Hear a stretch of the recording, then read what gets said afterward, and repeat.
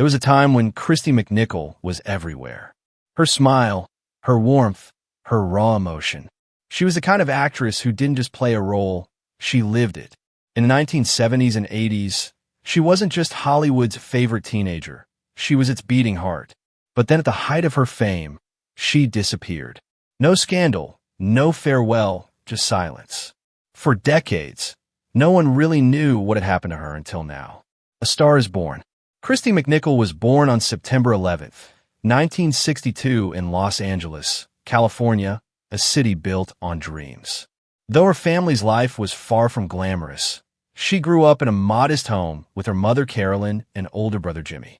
Her father left when she was young, leaving Carolyn to hold the family together through sheer determination. Carolyn worked tirelessly as a secretary, a makeup saleswoman, even taking extra roles in low-budget films, anything that would help pay rent and keep food on the table. Survival, not stardom, was the McNichols' daily goal. It was on one of those film sets that fate intervened. Carolyn, unable to afford a babysitter, brought Christy and Jimmy along with her while working as a background extra. A crew member happened to notice the children's bright personalities and told Carolyn they'd be great for commercials.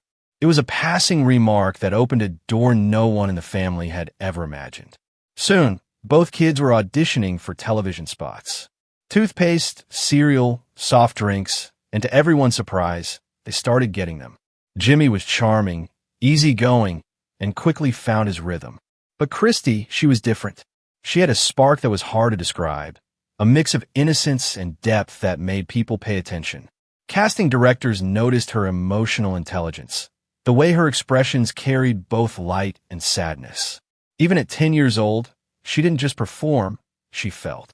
By the mid-1970s, Christy was already working steadily in guest roles on popular shows like Apple's Way and Star and Hutch.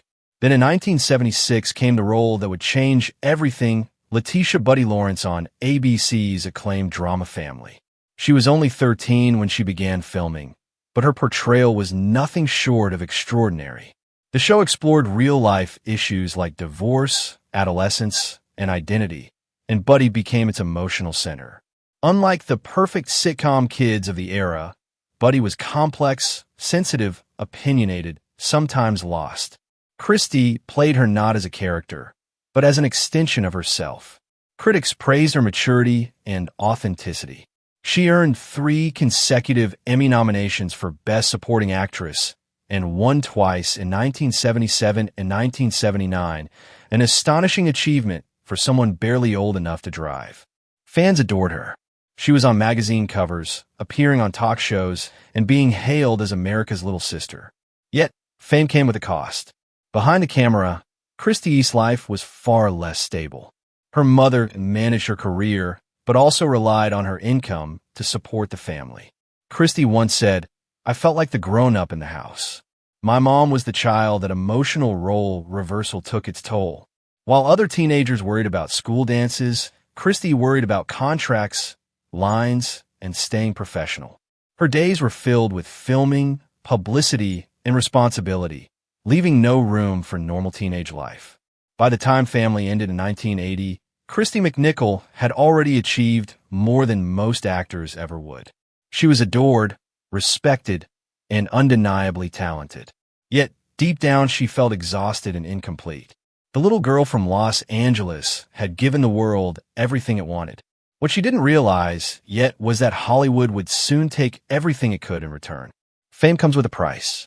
When Family ended in 1980, Christy McNichol was only 18 years old, but she already carried the fatigue of someone who had lived 2 lifetimes. She had been on set since childhood, performing for cameras when most kids were still learning who they were. Hollywood saw her not as a teenager, but as a reliable professional, someone who could deliver emotion on cue. So when Family wrapped, there was no pause, no chance to rest. Offers flooded in, and Christy said yes to all of them. That same year, she starred opposite Tatum O'Neal in Little Darlings, a film about 2 girls from opposite worlds making a daring bet at summer camp. It wasn't just another teen movie. It was a raw look at adolescence and the confusion that comes with it. Christy's performance as Angel Brightest, a street-smart girl hiding deep vulnerability was mesmerizing. Critics praised her naturalism, and Roger Ebert wrote that her performance made people want to know what she'd do next. The movie turned her into a cultural phenomenon. Teen magazines couldn't get enough of her. She was America's favorite rebel.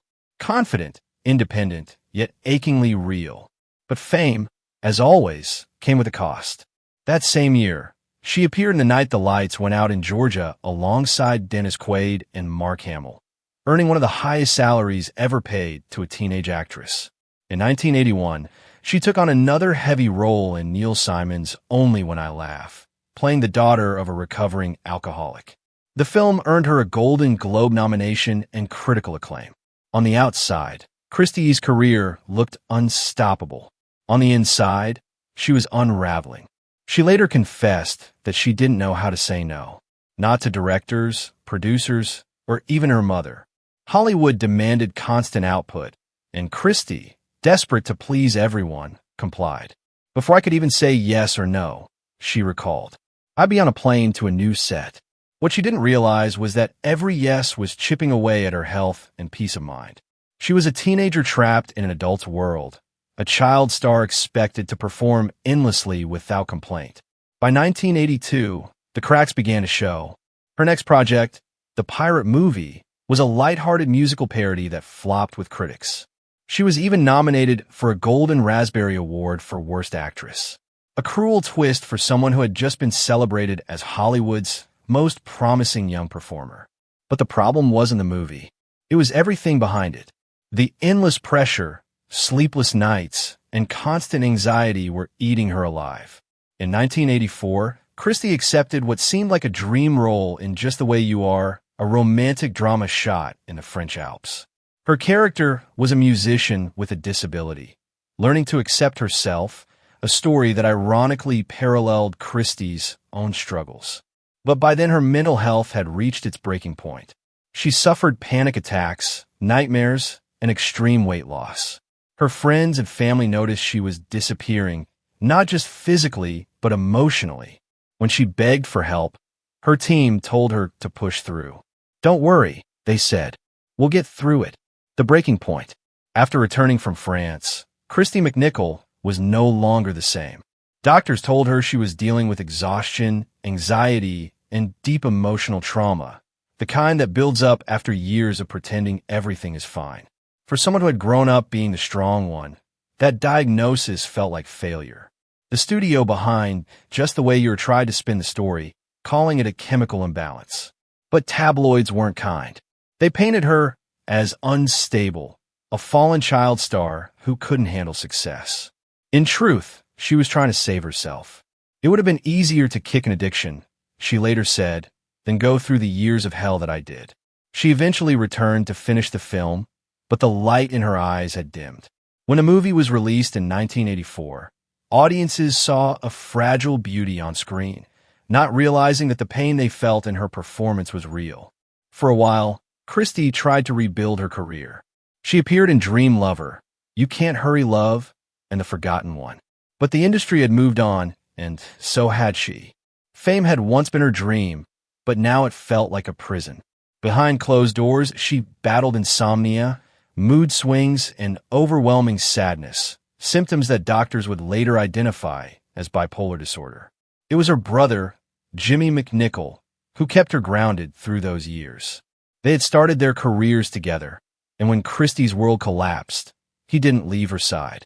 She wasn't just my sister. Jimmy said later, she was my kid, my best friend. He moved in with her, cooking, cleaning, and helping her navigate the dark days. For Christie, it was the first time someone was taking care of her, not the other way around. By the mid-1980s, she had become a ghost in Hollywood. The smiling teenager from Family was gone, replaced by a woman trying to understand who she was when the cameras weren't rolling. And though she would soon return to TV, her heart would never fully belong to Hollywood again. The return and the goodbye. In 1988, NBC offered Christie something she hadn't had in years: stability. The show was Empty Nest, a spin-off of The Golden Girls. She played Barbara Weston, a strong but sensitive police officer living with her widowed father. It wasn't heavy drama like Family, but it gave her a place to belong. For the first time in a long while, she was surrounded by laughter, friends, and a supportive crew. Fans were thrilled they'd missed her. Over the next few years, Empty Nest became a hit, running alongside the Golden Girls on Saturday nights. Viewers fell in love with Christy all over again, but inside she was still struggling. The same emotional waves that had wrecked her years earlier were returning. Some days, she couldn't sleep. Other days, she couldn't stop crying. In 1992, during the show's 5th season, Christy made a decision that stunned everyone. Without fanfare or explanation, she walked away. Her publicist said she was leaving for health reasons, but the truth didn't come out until nearly a decade later. In 2001, Christy revealed that she had been suffering from manic depression, now known as bipolar disorder. "I didn't want to talk about it at the time," she explained. "It was very private. But now, I want to tell people the truth." Her honesty broke barriers.